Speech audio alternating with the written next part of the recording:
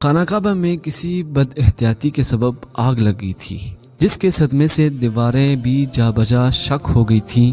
قریش نے ارادہ کیا کہ اس عمارت کو منہدم کر کے پھر از سر نو تعمیر کیا جائے۔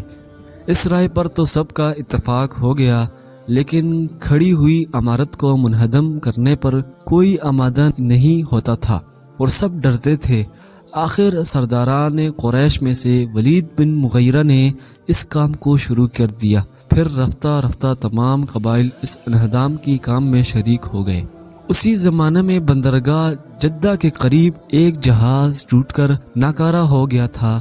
اس کا حال معلوم ہوا تو قریش نے اپنے معتمد آدمیوں کو بھیج کر اس جہاز کی لکڑی خرید لی اور کارآمد لکڑیاں اونٹوں پر لاد کر مکہ میں لے آئے۔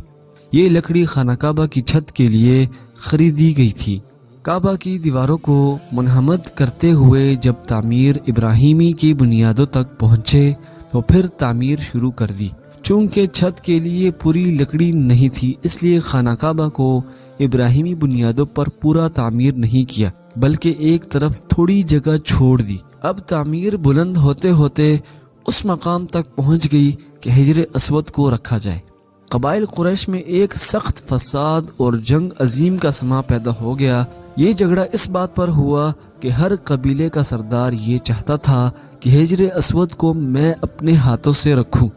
قبائل میں ایک دوسرے کے خلاف ضد پیدا ہو گئی اور ہر طرف سے تلواریں کھنچ گئی۔ بنو عبد الدرداء مرنے اور مارنے پر قسم کھا بیٹھے۔ اس جھگڑے میں 5 روز تک تعمیر کا کام بند رہا۔ آخر قبائل قریش خانہ کعبہ میں جمع ہوئے اور ایک مجلس منعقد کی گئی۔ اس مجلس میں ابو امیہ بن مغیرہ نے تجویز پیش کی کہ جو شخص خانہ کعبہ میں سب سے پہلے داخل ہوتا ہوا نظر آئے اسی کو حکم مقرر کیا جائے، وہ جو فیصلہ کرے سب اس پر رضامند ہو جائے۔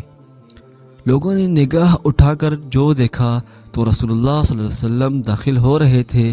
سب نے آپ صلی اللہ علیہ وسلم کو دیکھتے ہی الامین الامین پکارا اور کہا کہ آپ صلی اللہ علیہ وسلم کے فیصلے پر ہم رضامند ہیں۔ آپ صلی اللہ علیہ وسلم اس مجلس میں داخل ہوئے تو سب نے معاملے کو آپ صلی اللہ علیہ وسلم کی طرف رجوع کیا اور کہا کہ آپ صلی اللہ علیہ وسلم جس کے حق میں چاہیں فیصلہ کر دیں، ہم آپ صلی اللہ علیہ وسلم کے فیصلے پر رضامند ہیں۔ یہ ذرا سوچنے اور غور کرنے کا موقع ہے کہ جس عزت اور شرف کو ہر قبیلہ حاصل کرنا چاہتا ہے اور خون سے بھرے ہوئے پیالے میں انگلیاں ڈال ڈال کر اس زمانہ کی رسم کی موافق مارنے پر شدید و غلیظ قسمیں کھا چکے تھے، اس عزت و شرف کے معاملے کو رسول اللہ صلی اللہ علیہ وسلم کے سپرد کرنے میں سب مطمئن تھے۔ یہ اس بات کی دلیل ہے کہ آپ صلی اللہ علیہ وسلم کی دیانت اور منصف مزاجی پر سب ایمان لائے ہوئے تھے۔ اس وقت آپ صلی اللہ علیہ وسلم نے معاملہ سے آگاہ ہو کر اسی وقت ذرا سی دیر میں جھگڑے کو ختم کر دیا اور تمام بڑے بڑے اور تجربہ کار سرداران قریش آپ صلی اللہ علیہ وسلم کے ذہانت، قوت فیصلہ اور منصف مزاجی کو دیکھ کر حیران رہ گئے اور سب نے بالاتفاق احسنت و مرحبا کے صدائیں بلند کی۔ آپ صلی اللہ علیہ وسلم نے اس طرح فیصلہ کیا کہ ایک چادر بچھائی، اس پر حجر اسود اپنے ہاتھوں سے رکھا، پھر ہر ایک قبیلہ کے سردار سے کہا کہ چادر کے کنارے کو پکڑ لو۔ چنانچہ تمام سردار قریش نے مل کر اس چادر کے کنارے چاروں طرف سے پکڑ کر پتھر کو اٹھایا۔ جب پتھر اس مقام پر پہنچ گیا جہاں اس کو نصب کرنا تھا تو آپ صلی اللہ علیہ وسلم نے چادر سے اٹھا کر پتھر کو نصب کر دیا۔ کسی کو کوئی شکایت باقی نہیں رہی اور سب آپس میں رضامند رہے۔